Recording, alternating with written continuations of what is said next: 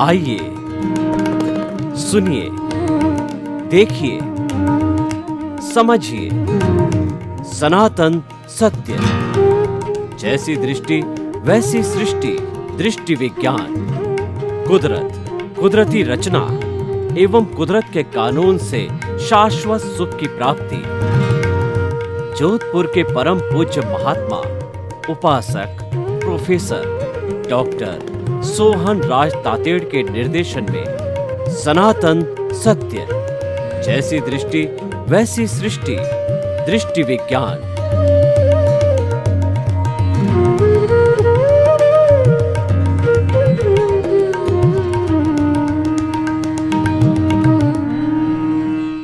भाई और बहनों, मातृशक्ति को नमन। आज का हमारा बहुत सुंदर विषय चरेवेति चरेवेति। ये विषय उपनिषदों से लिया गया है। कुल उपनिषद 108 है और वो वेदों के ऊपर टिप्पणी, चूड़नी, भाष्य, कमेंट्री कहलाते हैं। जो वेद होते हैं वो ईश्वर कृत कहे जाते हैं। उसके बाद जो ऋषि मुनि हुए हैं, आचार्य हुए हैं, उन्होंने उन चारों वेदों ऋग्वेद, सामवेद, अथर्ववेद और ऋजुवेद, इन चारों जो है वेदों के ऊपर जो कमेंट्री की है, जो उस पर भाष्य, टीका और चूड़नी लिखे हैं, वो सारे 108 उपनिषद बन गए। उपनिषदों का बड़ा सूत्र लिया गया है चरेवेति चरेवेति। इसका अर्थ होता है चलते रहो, चलते हो, रुको नहीं। स्वामी विवेकानंद ने कहा है उठो, जागो, चलते रहो जब तक कि मंजिल प्राप्त ना हो। ये सूत्र हमारे में एक उत्साह भरता है, उमंग भरता है और एक लक्ष्य देता है कि आपकी जो मंजिल है उसकी प्राप्ति करने के लिए आप चलते रहो। अब देखिए, चलते रहो का अर्थ मतलब किस दिशा में चले। तो ये पूर्ति करने के लिए पहले जीवन का लक्ष्य होना चाहिए, तभी आप चलोगे। बिना लक्ष्य कैसे चलोगे? आप रेलवे स्टेशन पर चले गए और आपको ध्यान है कि मुझे जोधपुर से बॉम्बे जाना है, तो जोधपुर से बॉम्बे जाने वाली गाड़ी को जो है आप पकड़ोगे, उसकी टिकट लोगे और आपका लक्ष्य नहीं तो बहुत सी गाड़ियाँ जाती है और खड़ी रहती है, कौन सी गाड़ी के अंदर चलोगे? तो इसलिए जीवन का सबसे पहले लक्ष्य बनाइए। जब आपका होश आ जावे, समझ आ जावे, तभी जीवन का अच्छा लक्ष्य बनाओ। देखिए, मैं एक अच्छे लक्ष्य का रोल मॉडल देता हूँ कि हमारे दो तरह के जगत है। एक तो हमारा व्यवहार जगत है, जिसके अंदर हम सुबह से शाम तक, जन्म से मृत्यु तक अपने माता पिता, भाई बहन, पत्नी और जिस फील्ड में हम वर्क करते हैं वहाँ के लोगों के साथ के अंदर हम रहते हैं, तो ये सारा हमारा व्यवहार का जगत कहलाता है। और दूसरा एक जगत होता है जो व्यक्तिगत जगत होता है, प्राइवेट जगत होता है। उस प्राइवेट जगत में कहा जाता है कि एक परिंदा भी पर नहीं मार सकता, इतना एब्सोल्यूट वो प्राइवेट है। आपकी पत्नी चाहे 24 घंटे आपके साथ रहती होगी, लेकिन प्राइवेट जगत के अंदर वह एंट्री नहीं ले सकती। प्राइवेट जगत में आप होते हैं, आपका प्रभु होता है, मात्र दो होते हैं। तो आपका और आपके प्रभु का वार्तालाप जो है भीतरी जगत में, प्राइवेट जगत के अंदर, अध्यात्म के जगत के अंदर, अंतर जगत के अंदर, वह सूक्ष्म जगत के अंदर वह चलना चाहिए। तो हम दोनों बात ये लेते हैं चरेवेति चरेवेति लागू करने के लिए। और लक्ष्य के बिना चरेवेति चरेवेति नहीं होगा। चरेवेति चरेवेति लिखा आ रहा है, हम चलते रहे कारवां बनता रहा। यानी आपके पास में लक्ष्य है और आपने लक्ष्य की तरह मुंह कर दिया और आपका लक्ष्य अच्छा है, तो उस लक्ष्य पर आपने कदम बढ़ाए तो आपके कदम के साथ में हजारों, लाखों, करोड़ों कदम और जो है बढ़ जाएंगे। क्योंकि जिस व्यक्ति का मिशन लोक कल्याण, जगत कल्याण, परोपकार का होता है तो उसके साथ लोग सहज ही जुड़ जाते हैं, क्योंकि वो सबके भले का कार्य होता है। परोपकार के अंदर आपका खुद का उपकार तो समाहित होता है। और ऐसा कहा भी गया है कि जो दूसरों के आंसू पहुंचता है, ईश्वर उसकी आंखों में आंसू आने ही नहीं देते। यानी कि आप अगर किसी का भला करो तो आपका बुरा हो ही नहीं सकता, क्योंकि सबके भले में आपका भला तो ऑलरेडी समाहित होता है। तो सबसे बड़ा लक्ष्य अगर कोई व्यक्ति चाहता है मानव दुर्लभ तन को, जीवन को प्राप्त करने के बाद में, तो परोपकार का लक्ष्य बनाना चाहिए। परोपकार की परिभाषा अलग अलग होती है, वह सेवा से जुड़ा हुआ होता है। तन की सेवा, मन की सेवा और धन की सेवा कहलाती है। क्यों? जिस समाज की हम सेवा करते हैं वो समाज हमें पहचान देता है, वो समाज हमारा सम्मान करता है और वह समाज हमें तरक्की देता है, और उस समाज के कारण ही हम अच्छे व्यक्ति के रूप में पहचाने जाते हैं। वो समाज का ऋण होता है। देखिए, व्यक्ति पर 4 तरह के ऋण होते हैं। पहला देव ऋण, दूसरा जो है पितृ ऋण, तीसरा गुरु ऋण और चौथा समाज का ऋण। ये मनुष्य को इस जीवन में उतारने चाहिए। देव ऋण है, हम देव की अभ्यर्थना करके, देव की स्तुति करके, देवता की प्रार्थना करके जो है हम उस देव के प्रति जो है उसका ऋण उतार सकते हैं। और पितृ ऋण में माता पिता की सेवा करके, माता पिता संसार के भगवान होते हैं, वही हमारा पालन पोषण करते हैं, बड़े करते हैं और हमको पांवों पर खड़ा करते हैं। तो सब कुछ हमारे हितैषी वही होते हैं, और वो एक अम्ब्रेला है, वो एक शेल्टर है, और वो हमारे इस सांसारिक जीवन के भगवान हैं। उनकी सेवा करके, उनको चित्त समाधि पहुंचा करके हम जो है पितृ ऋण उतार सकते हैं। और तीसरा जो ऋण होता है गुरु का ऋण। गुरु, गु का अर्थ होता है अंधकार, रू का मतलब दूर करने वाला। गुरु वह व्यक्ति होता है जो अज्ञान रूपी अंधकार को दूर करता है। तो ऐसे गुरु जो कि हमको ज्ञान देता है, विज्ञान देता है, हमको मुक्ति का रास्ता बताता है, हमारा मार्गदर्शक होता है, तो ऐसे गुरु के प्रति हमारा ऋण है। उसकी सेवा करके, उसके प्रति आज्ञाकारी रह के, सम्मान करके वो हम उसका ऋण उतार सकते हैं। और जो अब चौथी बात मैं कह रहा हूँ, समाज का ऋण। तन की सेवा, मन की सेवा, धन की सेवा। हर व्यक्ति की अलग अलग परिस्थिति होता है, उदय होता है, प्रारब्ध होता है, भाग्य होता है।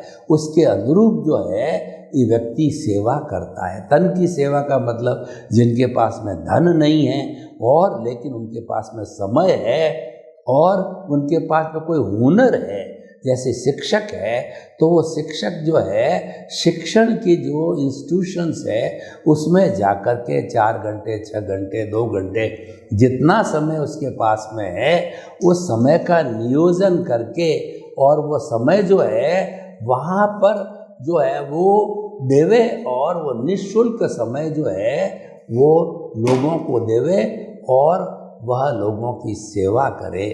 तो ये जो विषय हुआ है ये तन की सेवा का होता है। कई कुबेरपति होता है, उनके पास समय नहीं होता है, लेकिन उसके पास में धन जो है प्रचुर मात्रा में होता है।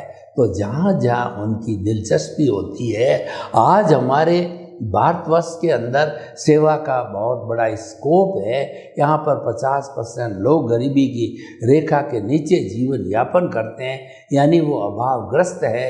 लूले, लंगड़े, अपाहिज, मूक, बधिर, अनाथ, विधवा, ऐसे लोग हैं जो अभावग्रस्त है। उनकी जो है उन धन की सहायता से जो है उनकी हम सेवा कर सकते हैं। और जिनके पास में धन भी नहीं और समय भी नहीं सेवा करने का, तो ऐसे लोग जो है वो विधायक भावों के होने चाहिए। और समाज के अंदर जो जो लोग सेवा करते हैं उनको प्रोत्साहित करना चाहिए, सम्मानित करना चाहिए, उनके प्रति अच्छी भावना रखनी चाहिए, उनका तिरस्कार करना नहीं चाहिए। और ताकि कि वो लोग और अच्छी तरीके से सेवा करते रहे। कोई व्यक्ति सम्मानित होता है तो वो ये महसूस करता है कि समाज के प्रति मेरा दायित्व ऋण है, मुझे उतारना चाहिए, तो और वो अच्छी तरह से सेवा करने लग जाता है। तो देखिए, चरेवेती में हमने अपना लक्ष्य बनाया, परोपकार का लक्ष्य बनाया। तो परोपकार के लक्ष्य के अंदर जो है रह कर के हम लोगों का अधिक से अधिक भला करें, किसी व्यक्ति को कष्ट न दें और किसी व्यक्ति के जो है प्रति हमारे बुरे भाव नहीं रहे, ऐसा जो है हमारा वो चिंतन निरंतर जो है चलते रहना चाहिए। तो देखिए कि ये चरेवेती का जो है बाह्य जगत का चिंतन हुआ। अब भीतरी जगत की भी थोड़ी चर्चा करें, फिर दोनों जगत को मिला के बात करेंगे कि जो भीतरी जगत हमारा प्रभु का जगत है, तो उस प्रभु के जगत के अंदर हमको एंट्री लेनी चाहिए। यानी कि जो हमारा ये जो दोनों भ्रकुटियों के बीच में दर्शन केंद्र है, इस दर्शन केंद्र पर जो है श्वास को खींच करके और लाल रंग के परमाणु जो एकत्रित कीजिए और यहाँ से जो है आप भीतर जाइए। ये भीतर जाने का द्वार होता है, आज्ञा चक्र होता है, दर्शन केंद्र होता है। आप भीतर जाइए, भीतर जाइए, भीतर आपको प्रभु विराजमान होंगे। तो प्रभु के प्रति आप समर्पण कीजिए, प्रभु के प्रति भक्ति कीजिए, प्रभु के गुणों की आराधना कीजिए, प्रभु के गुणों की भजना कीजिए। हरि अनंत, हरि कथा अनंत। भीतर जो प्रभु विराजमान है वह मूल स्वरूप के अंदर परमात्मा तत्व है और इससे बढ़ के दुनिया के अंदर कोई बड़ा तत्व नहीं होता। परमात्मा होता है, वो संपूर्ण ब्रह्मांड को जानता है।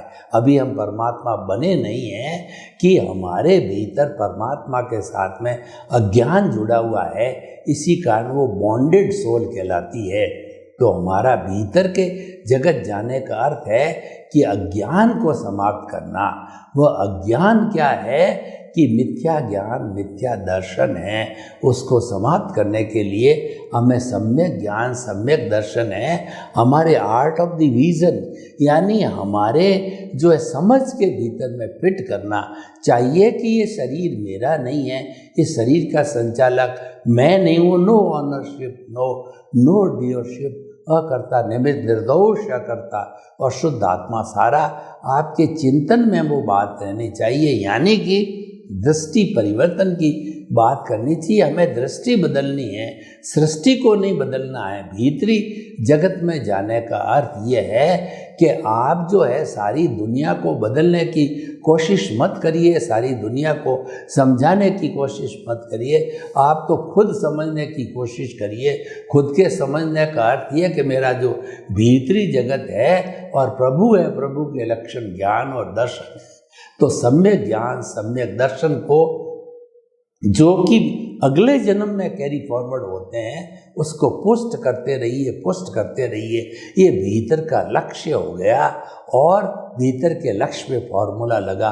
चरेवेती का अर्थ यह है कि आप सम्यक ज्ञान, सम्यक दर्शन को पुष्ट करते चलिए। उधर से तो आप निमित्त बन गए, आपका कर्ता भाव हमेशा हमेशा के लिए उस पर चौकड़ी लग गई। उस रास्ते पर तो जाना ही नहीं है, टच ही नहीं करना है, उसको तो परमानेंटली बंद कर दिया गया है। जीवन भर निमित्त रहते हुए और आप जो है no ownership, no doership, no blame, no claim के साथ के अंदर आप प्रज्ञा के जगत के अंदर और भीतरी जगत में गोते लगाते रहिए और भीतर आपको सत्य का दर्शन होगा और भीतर आपको परमात्मा के दर्शन होंगे। तो वहाँ पे स्ने स्ने जो है आपके कदम आगे से आगे बढ़ते रहेंगे, यानी कि आपका सम्यक ज्ञान और सम्यक दर्शन, उसका डेवलपमेंट होता रहेगा। आयुष्य समाप्ति तक आप बहुत बड़ा सम्यक ज्ञान, सम्यक दर्शन लेकर के जाएंगे। हो सकता है कि वह सम्यक ज्ञान, सम्यक दर्शन केवल दर्शन के स्टेज तक भी पहुंच सकता है। देखिए, तीन भीतरी जगत के अंदर तीन चीज़ें हमारे पास में होती है। प्रतीति, जागृति और अनुभव, ये 3 सूत्र हमारे पास रहते हैं। प्रतीति मतलब प्रभु कृपा से जब हमको ज्ञान मिलता है, हमको सम्यक जो है सम्यक ज्ञान, सम्यक दर्शन मिलता है, तो ऐसी स्थिति के अंदर जो है हम जो है वो ये ज्ञान मिलने के बाद के अंदर जो है प्रीति बैठ जाती है हमारे 24 आवर्स जो है हम ये चिंतन करने लग जाते हैं। केंद्र में एक ही बात रखते हैं कि मन वचन काया से मुक्त, ऐसा मैं शुद्ध आत्मा हूँ। मन वचन काया से मुक्त रहना है, ये सम्यक तप है। मन वचन काया से मुक्त क्यों रहना है? क्योंकि ये तो व्यवहार जगत है और ये जगत तो नाशवान है। मन वचन काया तथा उससे जुड़ी हुई हर अवस्था मात्र कुदरती रचना है, तो उसको कुदरती रचना देखते रहो, क्योंकि अवस्था है, अवस्था नाशवान होती है, टेम्परेरी होती है और बदलती रहती है। जो चीज़ टेम्परेरी और बदलती है उस पर आप क्या विश्वास कर सकते हो?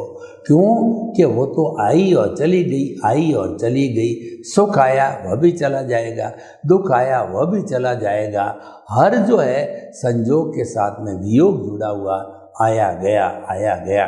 तो उसके ऊपर ध्यान देने की क्या आवश्यकता है? और उसमें आप स्वतंत्र ही नहीं हो, क्योंकि उसका तो सारा संचालन संजोगों के अधीन है, उसका सारा संचालन कुदरत करती है, वो कुदरत के अधीन ही है। तो हम आपको बताना चाहते हैं कि ये जो मन वचन काया तथा उससे जुड़ी हुई हर अवस्था मात्र कुदरती रचना है, ये देखते रहिए, ये सम्यक तप है, ये करते रहिए, जीवन भर तक करते रहिए। जब आप ये करते रहेंगे तो आपके अज्ञान का नाश होता रहेगा। देखिए यहाँ पर कितना सुंदर उपक्रम बैठ रहा है कि अज्ञान का नाश चरेवेती से होता है। और चरेवेती में क्या करना है कि आपको जो है वह अज्ञान का नाश करने के लिए सम्यक ज्ञान, सम्यक दर्शन यानी कुदरती रचना मन वचन काया तथा उससे जुड़ी हुई हर अवस्था मात्र कुदरती रचना है। मन वचन काया को कुदरती रचना मानते रहो, ये बड़ी साधना है, ये बड़ी तपस्या है। और जो ही आपने इस साधना को देखना चालू किया, जानना चालू किया, त्यों ही धीरे धीरे आपका ज्ञान जो है वो समाप्त होने लग गया। तो भाइयों और बहनों, हम आपको बताना चाहते हैं कि भीतर के अज्ञान को धीरे धीरे शून्य करना है। और ये शून्य हो जाने की स्थिति के अंदर जो है हम जो है परफेक्टनेस को प्राप्त कर सकते हैं। क्योंकि अज्ञान शून्य हो गया तो फिर जो है सिर्फ जो है एक शुद्ध आत्मा स्वरूप जो है मुक्ति में जाने वाला वह ही शेष रहेगा। वो तो उस मूल रूप में है ही है, लेकिन वो अज्ञान के कारण बंधा है। और वो अज्ञान को आपने चरेवेती कुदरती रचना देखते देखते जो है उसको शुद्ध कर दिया। तो इसीलिए सूत्र हमारे हाथ में आया कि मन वचन काया तथा उससे जुड़ी हुई हर अवस्था मात्र कुदरती रचना है। तो मन वचन काया से मुक्त ऐसा मैं शुद्ध आत्मा हूँ। मन वचन काया कुदरती रचना है, मैं शुद्ध आत्मा हूँ। और मन वचन काया से मुक्त ऐसा मैं शुद्ध आत्मा हूँ। मन वचन काया कुदरती रचना से मुक्त ऐसा मैं शुद्ध आत्मा हूँ। ये सूत्र बन गए। ये सूत्र चरेवेती के सूत्र है, ये भीतर के जगत के सूत्र है। और इस जगत इसमें कोई क्रिया कांड नहीं है और किसी भी साधन की आवश्यकता नहीं है। इसमें मात्र दृष्टि की आवश्यकता होती है। इसको दृष्टि में फिट करना है। दृष्टि में 2 बातें फिट करनी है कि मैं शुद्ध आत्मा हूँ। दूसरा, मन वचन काया कुदरती रचना है, उसको देखते रहना है। जब आप इसको देखते रहोगे तो जो आपकी परिधि है, जो जड़ से जुड़ी हुई परिधि है, यानी जो जिसको हम कार्बन शरीर कहते हैं, तो वह धीरे धीरे जो है वो पिघलता रहेगा, घटता रहेगा, समाप्त होता रहेगा, क्षीण होता रहेगा। क्योंकि कुदरती रचना सम्यक तप है। जब हम सम्यक तप करते हैं तो हमारे कर्म क्षीण होते हैं। कर्म क्षीण होने का तो हो गया, अज्ञान क्षीण होता है। तो अज्ञान का त्याग ही सबसे बड़ा त्याग है, उसी को ही समाप्त करना है।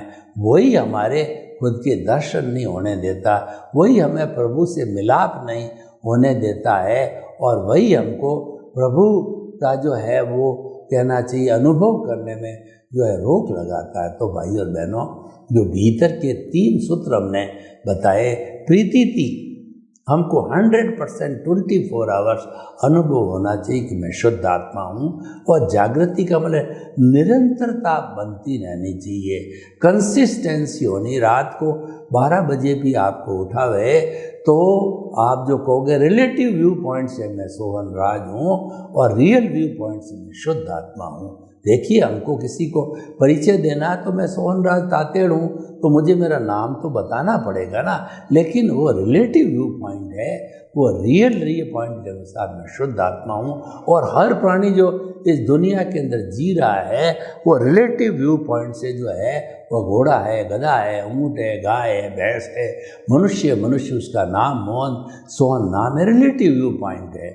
लेकिन रियल व्यू पॉइंट से सभी के भीतर वही आत्मा है, वही आत्मा जो मुक्ति में जाने की अर्हता जो रहती है हर आत्मा के अंदर। जो हमको डिफरेंस दिखाई देता है, ये डिफरेंस अपने अपने कर्मों के उदय और प्रारब्ध के कारण जो है अलग अलग जीव अलग अलग दिखाई देता है। लेकिन सामान्य दृष्टि से, अर्हता की दृष्टि से सभी जीव, चाहे राम का हो, कृष्ण का हो, महावीर का हो, आपका हो, मेरा हो, ऊँट का हो, गाय का हो, भैंस का हो, घोड़े का हो, गधे का, सब में एक सा समान होता है सामान्य दृष्टि से। तो भाई और बहनों, मैं हमको आपको बताना चाहता हूँ कि ये जो चरेवेती का जो सिद्धांत है, ये हमारे उत्थान के लिए, हमारे बाह्य जगत के उत्थान के लिए और भीतरी जगत के उत्थान के लिए, हमारे ये दोनों जगत के उत्थान के लिए आवश्यक होता है। बाहरी जगत जो हमारा व्यवहार का जगत होता है, उस जगत में भी चरिकम उद्यम करते रहिए, पुरुषार्थ करते रहिए। हालांकि वो सारा पुरुषार्थ रिलेटिव है, वो हमारे हाथ में नहीं होता है, क्योंकि उसकी क्रिएटर, ऑपरेटर, डिस्ट्रॉयर होती है, वो कुदरत ही होती है, उसका संचालन कुदरत के हाथ में ही होता है।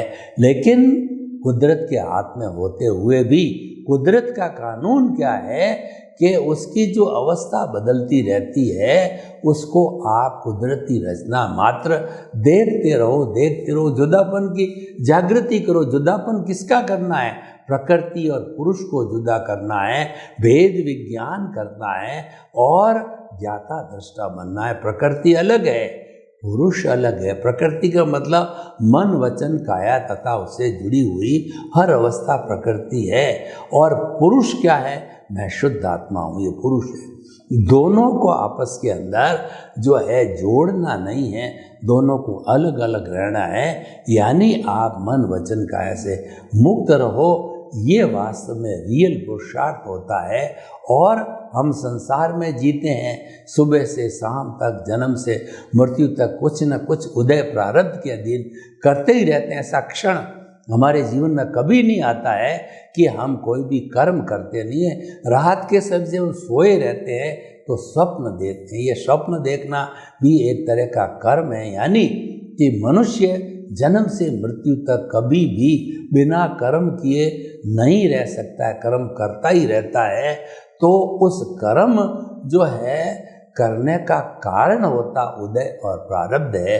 वो हर क्षण हर प्राणी का उदय प्रारब्ध जो है वह खुलता रहता है, और उसके अनुरूप जो है ये हमारी व्यवस्थित शक्ति द्रव्य क्षेत्र काल भाव के अनुसार संजोग जुटा करके और उसका कर्म फल उसको दे देती है। कर्म फल जो है व्यक्ति भोगता है, लेकिन कर्म फल का भुगतान कराने में संजोग जुटाती है वो हमारी जो है वो ये प्रकृति कहिए, कुदरत कहिए, वो संजोग जुटाती है। तो भाई और बहनों, ये चरेवेती हम चलते रहे, कारवां बनता रहा, चलते रहो। बहुत अच्छा सिद्धांत है। इसका अर्थ ये है, हमको आलस्य नहीं करना है। हमको चाहे हमारा व्यवहार जगत है, चाहे भीतरी जगत है, उसमें पुरुषार्थ करते रहो। बाहरी जगत के पुरुषार्थ को रिलेटिव पुरुषार्थ कहते हैं। तो रिलेटिव पुरुषार्थ में तो आत्माओं तो उलाने होते ही हैं, जो है हम हाथ पे हाथ धर के नहीं बैठ सकते हैं, हमको कोई न कोई पुरुषार्थ करना पड़ेगा। तो इसीलिए बाहर का पुरुषार्थ करते रहो, भीतर का पुरुषार्थ करते रहो। जब ये दोनों पुरुषार्थ जो है मिल जाएंगे तो मिलने के कारण जो आपकी व्यवहार शुद्धि होते ही निश्चय शुद्धि हो जाएगी और एक क्षण ऐसा आएगा कि आपको केवल दर्शन की प्राप्ति हो जाएगी। क्योंकि जितनी जो है हमारा ये पुरुषार्थ करने वाली प्रतिष्ठित आत्मा है वो धीरे धीरे डिस्चार्ज होते होते होते शून्य होता है, क्योंकि नया चार्ज नहीं हो रहा है, वो लाइव नहीं रह पाती। लाइव क्यों नहीं रह पाती है कि वो हमने जो कुछ भी हमारा कार्य उसको कुदरती रचना देखना चालू कर दिया। कुदरती रचना हमने देखा तो वह लाइव नहीं रह सकती कि वो कॉज नहीं पढ़ेंगे। कॉज कब पढ़ते हैं कि जब उसको कुदरती रचना नहीं देख करके मन वचन काया के साथ जुड़ जाते हैं, यानी राग द्वेष के साथ जुड़ जाते हैं। तो राग द्वेष के साथ जुड़ने के कारण जो है हम जो भवान्तर में भटकते रहते हैं। सर्वे भवन्तु सुखिनः सर्वे सन्तु निरामया। लोक के सब जीवों को सुख मिले, शांति मिले, आनंद मिले, प्रेम मिले, सौहार्द मिले और सबका भला हो, सबको मुक्ति मिले। आपके प्रति शुभ भाव।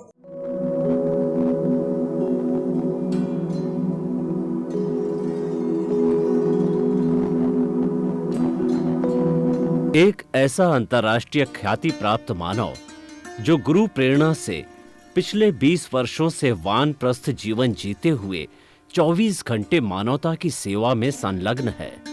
एक ऐसा मानव जो अभी राष्ट्रीय, अंतर्राष्ट्रीय टीवी चैनलों पर 7,500 एपिसोड के माध्यम से सनातन सत्य, आत्मविज्ञान एवं पुनरुत्थान, व्यवहार एवं निश्चय जगत के जीवनोपयोगी विषयों पर हृदय स्पर्शी प्रवचन कर चुका है।